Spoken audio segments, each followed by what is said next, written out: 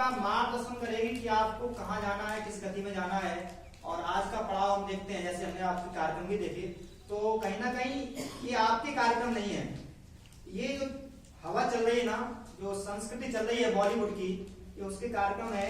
और निश्चित रूप से आने वाले समय में हम सबको बहुत ही जो कदम है ना, बहुत ही देख कर रखना होगा, क्योंकि आने वाला समय बहुत जटिल है। कहीं ना कहीं संस्कृति को अगर हम लेके चलेंगे ना, तो हमारे राष्ट्र का गौरव बनेगा। और बॉलीवुड भी यही चाहता है कि आप हमको फॉलो करो और आप हमारे पूरा का पूरा जो कैप्चर है उसको लेकर चलो। तो कहीं ना कहीं उस षड्यंत्र में हम फंसेंगे, ऐसा नहीं है, हम भी फंस जाते हैं कभी कभी, और भी बड़े बड़े लोग फंस जाते हैं। क्यों? क्योंकि वो लुभावना होता है, अच्छा लगता है, उसमें फूल बिछे होते हैं, और कहीं ना कहीं वो रास्ता बहुत आकर्षक वाला होता है, आपको इनवाइट करता है। दूसरा रास्ता, अभी गुरुजनों को हमने देखा, उनकी साधना से आप इतने योग बन गए, मैं भी अनेक बार आ चुका हूँ, आप इतने योग्यता रखते हो। योग मैंने देखा है, किसी विद्यालय में गया, 10वीं के विद्यार्थियों में नहीं है वो योग्यता, 11वीं वाले में भी नहीं है। तो पढ़ाई के क्षेत्र में कहीं ना कहीं आप बहुत आगे हो, संस्कृति में भी आगे हो, लेकिन आपको अपने आप को पूर्ण नहीं मानना, कभी भी अवमान नहीं करना, घमंड नहीं करना। और जो गुरुजन आपको शिक्षा दी है, आप भले ही कुछ ही बन जाओ। छोटा सा उदाहरण देता हूं, एक घटना है, अजमेर में एक कलेक्टर बन के आई बिटिया रागनी, और वहीं के एक शिक्षक थे, वृद्ध हो चुके थे, किसी काम बस उसके ऑफिस में जाते हैं, और उस बिटिया ने जिस प्रकार से पहचान लिया, निश्चित रूप से अपनी कुर्सी से तो हटी और उस कुर्सी पर अपने गुरुजन को बैठाला, उनको प्रणाम किया, और बाद में उनको अपने बंगला पे ले गई, जो गेस्ट हाउस वो होता है बंगला कलेक्टर का, वहां पर सब कुछ व्यवस्था की। निश्चित रूप से वो खबर चली। तो कहीं ना कहीं ये संस्कृति और अपने भारतीय संस्कृति का जोड़ है। लेकिन आजकल हम देख रहे हैं माहौल में हम गुरुजनों को भूलते जाते हैं, और कहीं ना कहीं वो मिलते हैं तो हम नमस्ते भी करने में बड़ा कष्ट होता है कि सर कहीं देख न लें, एक प्रकार से ठीक नहीं है।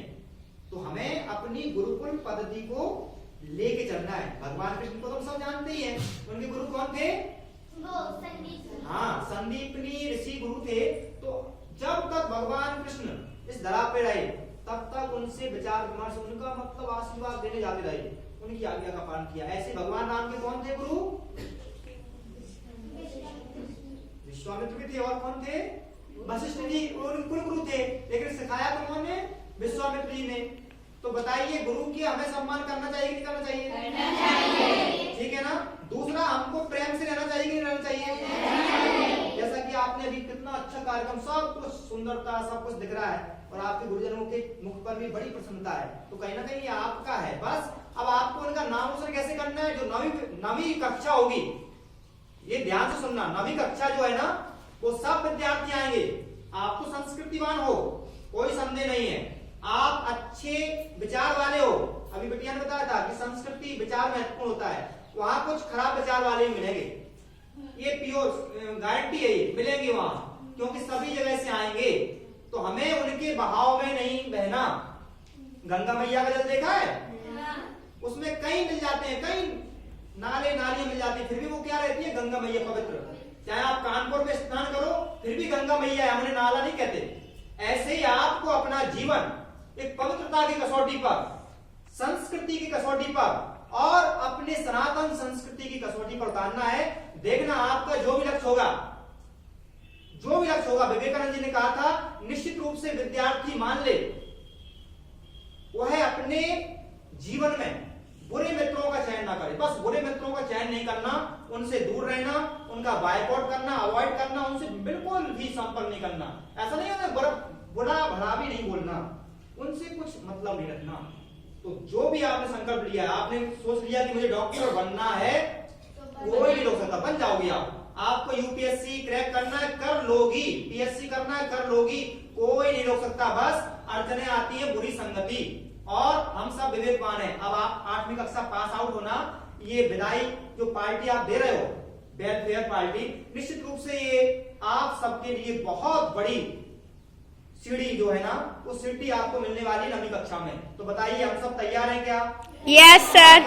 तो कितने भी अड़चने आए, कितने भी आपको लुभावने अवसर मिले उनको अवॉइड करना है, उस पे नहीं जाना। और जो अच्छे मित्रों, अच्छी सहेलियां हो, उनसे दोस्ती जरूर करो। हो सकता है किसी को मैथ अच्छा आता हो, कोई केमिस्ट्री में अच्छी हो, कोई फिजिक्स में अच्छी हो, किसी की कुछ अच्छा हो, हिंदी अच्छी हो, अंग्रेजी अच्छी हो, तो आप उससे बैठकर सीख सकते हैं, ठीक है ना।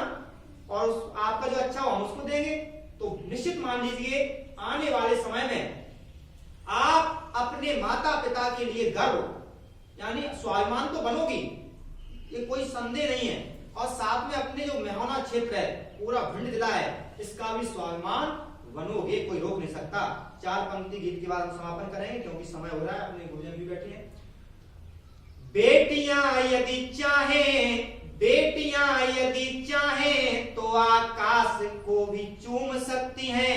बेटियां यदि चाहें तो आकाश को भी चूम सकती हैं। बेटियां यदि चाहें, बेटियां यदि चाहें तो चट्टानें भी तोड़ सकती हैं।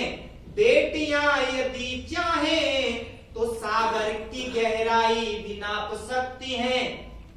बेटियां क्या नहीं कर सकती, बेटियां क्या नहीं कर सकती। बेटी सावित्री है, बेटी सीता है, बेटी सावित्री है, बेटी सीता है, बेटी द्रौपदी है, बेटी लक्ष्मी बाई है, बेटी दुर्गावती है, बेटी अहिल्या बाई का स्वाभिमान है। हम भी बेटियां, हम भी बेटियां राष्ट्र का गौरव बने, अपने माता पिता का स्वाभिमान बने, अपने भारत की पहचान बने। हम बेटी हैं, हम बेटी हैं, हम राष्ट्र का गौरव बने। धन्यवाद।